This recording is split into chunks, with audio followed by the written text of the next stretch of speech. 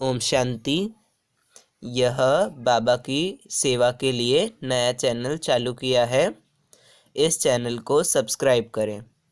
Om Shanti. Om Shanti. Good morning.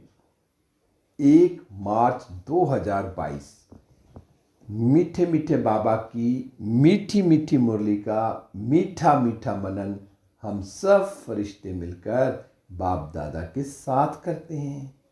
बाप दादा दृष्टि दे रहे हैं और हम सब फरिश्ते बाप दादा से दृष्टि ले रहे हैं। बाबा बोले, बच्चों आज की मुरली से क्या शिक्षाएं ली? मीठे बाबा, आज आपने हमें बहुत प्यारी प्यारी शिक्षाएं दी। बाबा आज आपने कहा, मीठे बच्चे तुम्हें अपनी तकदीर हीरे जैसी बनानी है।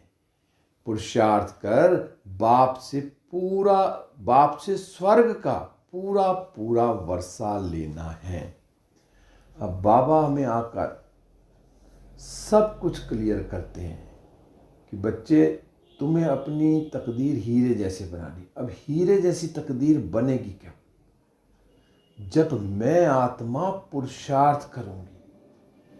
दुनिया में भी जो बच्चे अपनी तकदीर बनाते हैं वो पढ़ाई में लग जाते हैं, पूरी मेहनत करते हैं, दिन रात अपने ऊपर मेहनत करते हैं कि मुझे मान लो डॉक्टर बनना, तो उस डॉक्टर की पढ़ाई में वो दिन रात लगे रहेंगे। किसी ने बैरिस्टर बनना है तो उसमें लगे रहेंगे, कोई इंजीनियर बनना है तो उसमें लगे रहेंगे। तो अब हमने अगर स्वर्ग में पूरा पूरा वर्षा लेना है, स्वर्ग के लिए जो 21 जन्म अगर हमने स्वर्ग में जाना है, तो अब हमें संगम पर बहुत मेहनत करनी है। और मेहनत भी क्या करनी है? देही अभिमानी बनने की, अपने को आत्मा समझ बाबा को याद करना है। क्योंकि जो तकदीर है ना, तकदीर कब बनेगी? मैं अपने आप को चेक करूं, मैं अपनी तकदीर बना रहा हूं या अपनी तकदीर पर कहीं लकीर तो नहीं फेर रहा। अगर मैं बाबा की श्रीमत पर चल रहा हूं, फॉलो ब्रह्मा बाबा और याद शिव बाबा को कर रहा हूं, और शिव बाबा की जो श्रीमत है उस पर चल रहा हूं, तो मैं इसका मतलब अपनी तकदीर हीरे जैसी बना रहा हूं। अगर मैं शिव बाबा की तरह नहीं चल रहा, जो शिव बाबा कह रहे हैं उसको मैं नहीं अपने अंदर धारण कर रहा, तो इसका मतलब मैं तकदीर पर लकीर डाल रहा हूं। तो मैं आत्मा चेक करूं बार बार अपने आप को कि मैं सारा दिन अपनी तकदीर बना रहा हूं। तकदीर बनाना क्या? शुद्ध संकल्प। हर कार्य में बाबा की याद में रह के कर रही हूँ। हर एक को मैं आत्मा देख रही हूँ। हर एक आत्मा के प्रति शुभ भावना, शुभकामना है। जितना मैं शुद्ध संकल्पों में अपना टाइम लगाऊंगी और बाबा की याद में रहूंगी, उतना मेरा पुरुषार्थ भी तेज होगा और 21 जन्मों के लिए मुझे फिर वर्षा भी मिलेगा। तो मैं आत्मा अगर कहीं भी सूक्ष्म में भी गफलत कर रही हूँ तो उसको मैं अब ठीक करूँ, क्योंकि बाबा कह रहे हैं कि समय भी बहुत कम है। अब फिर बाबा आज आपने क्वेश्चन में पूछा कि कौन सा राज बुद्धि में अगर युक्ति युक्त बैठ जाए तो अपार खुशी रहेगी। राज तो बहुत है, सिर्फ एक राज बुद्धि में युक्ति युक्त बैठ जाए सही तरीके से, और वो बाबा बार बार कहते हैं कि ड्रामा का राज। अगर बुद्धि में ड्रामा का राज बैठ जाए ना, और बाबा जो कहते हैं कि कल्प पहले भी ये हुआ था, अब भी ये होगा। और ड्रामा कब बनता है? जब हम पहले कार्य करते हैं। पहले मुझे पुरुषार्थ करना है, फिर जो ड्रामा होगा मुझे उसको स्वीकार करना है। क्योंकि ड्रामा के अंदर हर एक एक्टर का अपना अपना पार्ट है, और वो अविनाशी पार्ट मिला हुआ है, और वो हूबहू रिपीट होना ही है और वही बजाना है। किसी भी आत्मा का कोई दोष नहीं है। हर आत्मा अपना पार्ट बजा रही है और एक्यूरेट बजा रही है। जब बुद्धि में ये एक चीज़ क्लियर हो जाएगी तो मैं आत्मा, किसी आत्मा के प्रति कोई मेरा ना तो कोई ईर्ष्या होगी ना द्वेष होगा। हर आत्मा का पार्ट है ना, और वो आत्मा बजा रही है, तो मुझे उस पार्ट को देख कर भी खुश होना है। मुझे किसी के पार्ट को देख के दुखी नहीं होना, क्योंकि बाबा कहते हैं बनी बनाई बन रही है ना, अब बननी नहीं। बाबा इसलिए तो कहते हैं कि इस बार पुरुषार्थ करोगे, 21 जन्मों का वर्षा लोगे तो ही तो आगे बढ़ोगे, नहीं तो कल्प कल्प अगर हार खा गए, इस संगम पर हार खा ली, तो फिर कल्प कल्प हार खाते रहो। तो इसमें जो भी आत्मा जो पार्ट बजा रही है उसमें कोई हेर फेर नहीं है। बाबा ने कहा कल्प पूरा होगा तो फिर से वही part second by second repeat होगा, क्योंकि जो 5000 वर्ष का कल्प है, चक्र है, ये चक्र हूबहू रिपीट हो रहा है। इसमें ऐसा कोई भी सीन नहीं है जो मतलब इस कल्प में तो ऐसा हुआ और अगले कल्प में वैसा हुआ, नहीं। जो फिल्म एक बार प्रोड्यूसर ने बना दी, बन गई, वही फिल्म बार बार देखेंगे, वही रिपीट होगी, हर सीन वही होगा। बाबा ने कहा ये जो बहुत गुहा राज है ना, ये किनकी बुद्धि में बैठेगा? जो युक्ति युक्त बुद्धि में बैठे रहेगा तो खुशी होगी। तो मैं आत्मा इसमें मूंझू नहीं। ड्रामा का हर सीन एक्यूरेट है, ड्रामा का पार्ट एक्यूरेट है, तो मुझे किसी चीज़ में मूंझना नहीं है। मुझे ये जो गुहा राज है ना, इसको राज को बाबा ने कहा ये बहुत गुहा राज है, जो युक्ति युक्त बुद्धि में बैठे तो खुशी रहे। तो इस राज को बड़े युक्ति से अपनी बुद्धि में बिठा लेना है। और बाबा कहते हैं बच्चे मूंझो नहीं। बाबा ने सब क्लियर कर दिया कि बच्चे अब इसमें मूंझना नहीं है। जो मूंझेगा ना तो फिर वो मूंझता ही रह जाएगा। बाबा ने तो सिर्फ यह किया कि बाप में निश्चय रख, पूरा वर्षा लेने का पुरुषार्थ करना है। सबसे पहले जिसको बाबा पर पूरा निश्चय हो गया और वो पुरुषार्थ में लग गया, तो पूरा वर्षा मिलेगा ही मिलेगा। बस संगम पर मुझे पुरुषार्थ करना है, बाबा से वर्षा लेना है और बाबा की श्रीमत पर चलना है। सारा दिन यही चीज़ रहेगी, तो मैं एक्यूरेट कार्य कर रहा हूँ। फिर आज गीत चला, तुम्हें पाके हमने जहाँ पा लिया। अब जब स्वयं परम पिता परमात्मा मिल गया, ब्रह्मा तन में आकर्षित बाबा हमें ज्ञान दे रहे हैं। जब भगवान को ही पा लिया तो और क्या चाहिए?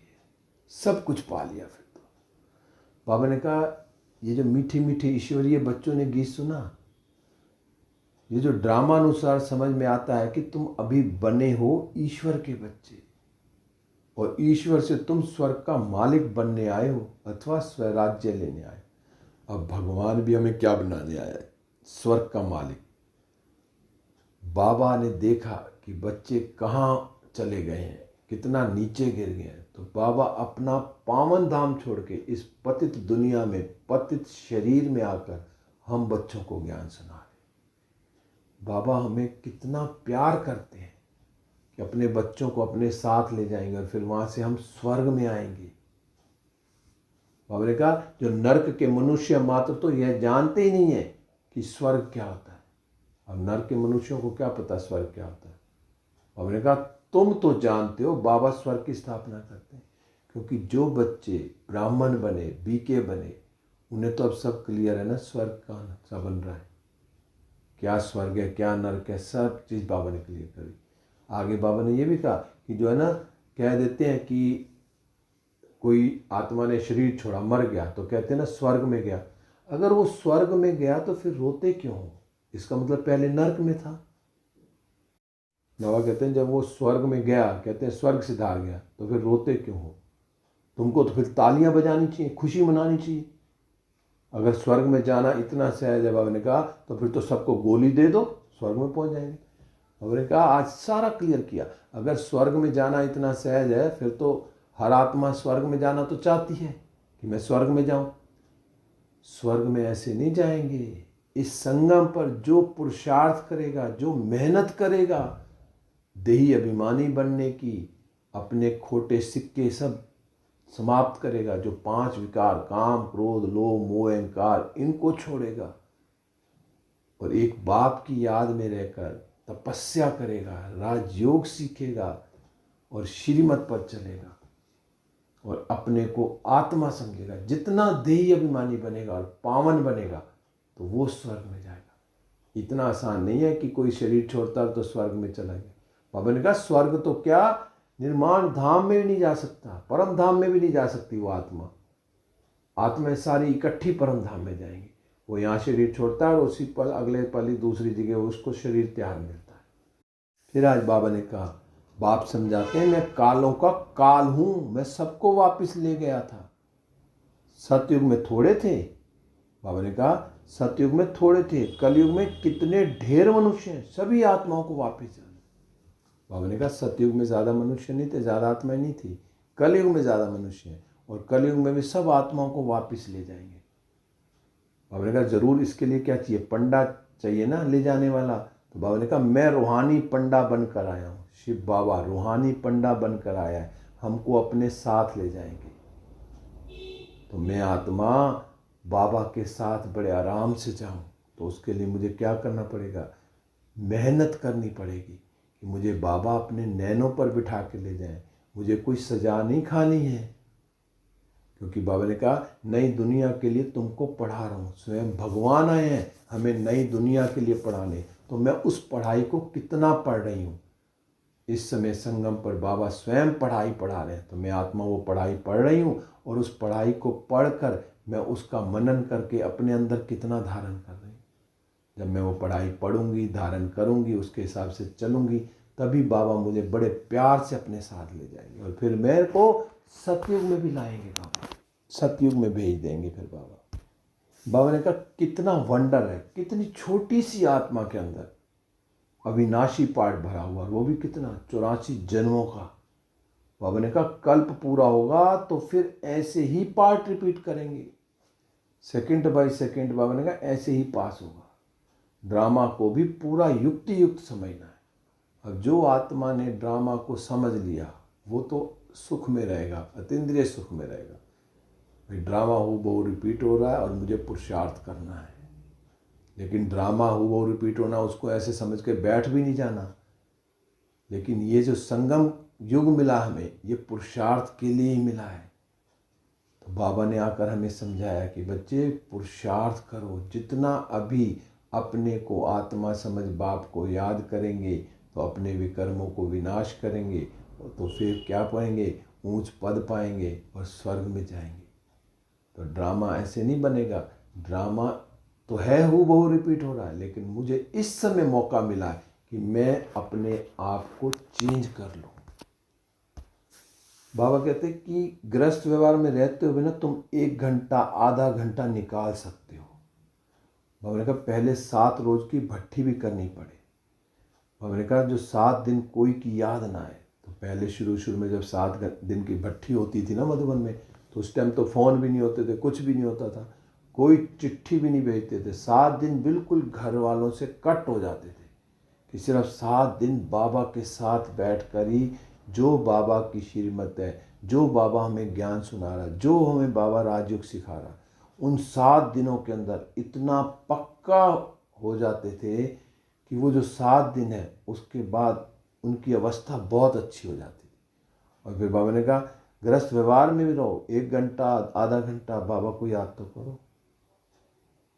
बाबा ने कहा कोई को चिट्ठी भी नहीं लिखने देते बाबा, बिल्कुल सबको भूल जाना है। बाबा ने कहा तुम बहुत वर्ष भट्ठी में रहे हो, फिर भी तकदीर कोई को तो माया खींच लेती है, ऐसा माया प्रबल है। 7-7 दिन, फिर कई तो वर्षों बाद भी। बाबा ने कहा ऐसे है, माया के संग के रंग में लग गए तो माया खींच गई अपने साथ। तो बाबा कहते हैं बच्चे धीरे धीरे परिपक्व अवस्था में आते जाओ। तुम जानते हो हमारे 84 जन्म पूरे, अब धीरे धीरे, एकदम भी कोई ऐसे नहीं। बाबा ने कहा धीरे धीरे ऐसी अवस्था बना लो अपनी कि बस बाबा बाबा बाबा। बाबा ने कहा तुम्हारी बुद्धि में सारा झाड़ सब धर्म है। बाबा ने कहा वहाँ भी ना अलग अलग सेक्शन है, तो मैं आत्मा अपने आप को चेक करूँ। बाबा ने कहा बाकी मोक्ष किसको नहीं मिल सकता। ऐसे नहीं कि बुद्ध बुद्ध मिसल जो है ना आत्मा परमात्मा में लीन हो जाएगी, फिर तो सारा पार्ट ही खलास हो जाए। बाबा ने कहा ऐसा नहीं है, आत्मा परमात्मा में लीन नहीं होती है। आत्मा एक बार परम धाम से नीचे उतरी तो फिर बाद में लास्ट में एक साथ ही सब आत्माओं को बाबा साथ ले जाए, और फिर वहाँ से पुरुषार्थ अनुसार आत्माएं नीचे आएंगी। कौन सी पहले आती है फिर बाद में आती है, किसी के 84 जन्म है तो पहले आएगी, किसी के 83 है फिर आएंगी, फिर ऐसे धीरे धीरे जिसके जन्म कम है फिर वो बाद में आएगी। बाबा ने कहा सब ज्योति ज्योत में समा जाए, खेल ही ना चले, ये सब झूठ है। झूठ तो क्या बिल्कुल मतलब रत्ती भर भी सच नहीं, सच तो रत्ती भी नहीं है, सब झूठ ही झूठ है, ऐसा नहीं होता। बाबा ने कहा, बाबा ने कहा तुम बच्चे जानते हो मुख मीठा कौन कराते हैं, तो बाप की पढ़ाई में पूरा ध्यान देना चाहिए। और बाबा की पढ़ाई का पूरा पूरा जो बच्चे ध्यान देंगे वही फिर क्या जाएंगे, फिर वही सतयुग में जाएंगे। फिर आज बाबा ने एक चीज़ कही कि पुरानी दुनिया को देख के ना लट्टू मत बन जाओ। पुरानी दुनिया में तो बहुत चमक है इस टाइम, जो माया की चमक है, और कई आत्माएं लट्टू बन जाती है। बाबा ने कहा नहीं, देह अभिमान में मत आओ, ना तो देह अभिमान में आना है, ना पुरानी दुनिया को देख के लट्टू होना है। बाबा ने कहा अब तो बस अपने ना बैगेज तैयार कर, ट्रांसफ़र होना है। अब अपनी तैयारी करो कि एवर रेडी, कि बस अभी बुलाया आया और गया कि गया। बाबा तो कह रहे हैं अब तो अपनी बैगेज तैयार कर, ट्रांसफ़र कर दो, जो भी है बस सब कुछ बाबा को दे दो। बाबा ने कहा अब ये दुनिया खलास होनी है, अब दुनिया खलास होनी है, देख ही रहो क्या चल रहा है। फिर बाबा कहते हैं सब कुछ इंश्योर कर दो। बाबा ने कहा भक्ति मार्ग में करते हो तो अल्पकाल के लिए फल मिलता है ना, समझते हैं ईश्वर ने दिया, अभी तुम भी देते हो तो बाबा फिर रिटर्न में देते हैं। अगर एक जन्म इस जन्म में हमने अपने आप को इंश्योर कर दिया तो हमें 21 जन्मों की बादशाही मिलती है। बाबा तो कहते हैं देखो हमने फुल इंश्योर किया तो फुल रजाई मिली। ब्रह्मा बाबा ने क्या किया, अपना सब कुछ फुल इंश्योर कर दिया, उन्हें फुल रजाई मिली। फिर बाबा ने कहा कि कोई भी वस्तु में अगर ममत्व नहीं है ना तो फिर कोड़ियों से हीरे जैसा बनने की सेवा करनी। किसी चीज़ में ममत्व नहीं रखना, नहीं भी है तो भी हमें क्या, कोड़ी से हीरा जैसा बनने की सेवा करनी है, सदा सेवा में लगा रहना है। दान करने से ही ज्ञान धन बढ़ेगा। अब दान क्या करना है, ज्ञान का दान करना, तो जितना हम ज्ञान दान करेंगे तो उसका ज्ञान धन बढ़ेगा। फिर आज बाबा ने वरदान में कहा एवर रेडी नष्टो मुआ भाव। अब कौन बनेंगे नष्टो मुआ? बाबा ने कहा निमित्तपन की स्मृति से हर पेपर में पास होने वाले एवरेडी नष्टो मोहा भव। आज बाबा ने एवरेडी का अर्थ बताया कि एवरेडी कौन है। बाबा ने कहा एवरेडी वो हैं जो नष्टो मोहा स्मृति स्वरूप है। बाबा ने कहा उस समय कोई भी संबंधी अथवा वस्तु याद ना आए, किसी में भी लगाव ना हो, सबसे न्यारा और सबका प्यारा हो। और बाबा ने कहा इसका सहज पुरुषार्थ है निमित्त भाव, ट्रस्टी बनकर। जितना मैं आत्मा ट्रस्टी बनकर चलूंगी ना उतना मैं नष्टोमुआ भी होंगी। कोई संबंध में, कोई वस्तु में कहीं लगाव, किसी में कुछ नहीं, न्यारा प्यारा रहेंगे। जो ट्रस्टी होते हैं क्या है, कितना भी लाखों करोड़ों रुपए मंदिरों में पड़ा है पर मैं कौन हूँ, मैं तो मंदिर का पुजारी हूँ ना। ऐसे ही जितना हम ट्रस्टी बन के चलेंगे ना, निमित्त भाव होगा हमारे में, तो उतना हमें कितना अपने आप को भी हल्कापन महसूस होगा। तो मैं आत्मा अपने को चेक करूँ कि मैं निमित्त समझने से क्या होगा, निमित्त बनाने वाला याद आता है। जब मैं निमित्त हूँ, ट्रस्टी हूँ, किसने बनाया, तो बाबा ने कहा ना निमित्त बन के, तो वो जो निमित्त बनाने वाला ही याद आएगा। तो मैं शिव बाबा का बच्चा हूँ, निमित्त हूँ, ट्रस्टी हूँ, सब कुछ बाबा का है। फिर बाबा ने कहा ये जो मेरा परिवार है, मेरा काम है, नहीं, मैं निमित्त हूँ, बस मैं निमित्त हूँ। बाबा ने मुझे ये दिया संभालने के लिए, मैं संभाल रहा हूँ, जब बाबा चाहे ले ले, पर मैं निमित्त हूँ। मैं ट्रस्टी बन के हर कार्य करूँ, मेरा कुछ नहीं, सब कुछ बाबा का। बाबा ने कहा इस निमित्तपन की स्मृति से हर पेपर में पास हो जाएंगे। जितना हम ट्रस्टी बन के चलेंगे, फिर कितने भी पेपर आएंगे, हर पेपर में पास हो जाएंगे। तो मैं एवरेडी और नष्टोमुआ हूँ, अपने आप को चेक करना है। और उसकी युक्ति बाबा ने आज बता दी। नष्टोमुआ भी होंगे, एवरेडी भी होंगे, कब, जब ट्रस्टी बनकर चलेंगे, हर कार्य ट्रस्टी बनकर। फिर बाबा ने आज स्लोगन में कहा कि ब्रह्मा बाप के संस्कार को अपना संस्कार बनाना ही फॉलो फादर करना है। कहते हैं ना फॉलो फादर सी फादर। तो क्या फॉलो फादर करना है? जो ब्रह्मा बाप के संस्कार थे, अगर वही संस्कार मेरे अंदर है तो ही मैंने फॉलो फादर किया। तो फॉलो फादर करना मतलब कि जो ब्रह्मा बाबा के संस्कार थे, बाबा ने जब शिव बाबा ब्रह्मा तन में आए तो उन्होंने कितना पुरुषार्थ किया और कैसे कैसे पेपर होते हुए भी अपने आप को कैसा रखा, कितना सवेरे कितने भी उठना, रात रात कितनी देर बाबा मेडिटेशन करते थे, योग में बैठते थे, कितना बाबा शिव बाबा को याद करते थे। तो मैं आत्मा भी अगर अपने संस्कारों को ब्रह्मा बाप समान बनाना चाहती हूँ तो मुझे ब्रह्मा बाप जैसे कार्य करने पड़ेंगे, फॉलो फादर करना ही है। ओम शांति। अब हम सब फरिश्ते उड़ चले विश्व ग्लोब पर। बाप दादा की किरणें मुझ पर आ रही हैं और मुझसे सारे विश्व में फैल रही हैं। सारे विश्व की आत्माएं सतो प्रधान होती जा रही हैं। अब मैं फरिश्ता बाबा के साथ सूक्ष्म वतन में, बाबा मुझे दृष्टि दे रहे हैं और वरदानों से भरपूर कर रहे हैं और मैं फरिश्ता बाबा से दृष्टि लेते हुए वरदानों से भरपूर होते हुए वापस इस देह रूपी मंदिर में हूँ। बाबा की किरणें मुझ पर आ रही हैं और मुझसे सारे विश्व में फैल रही हैं। ओम शांति, ओम शांति, ओम शांति।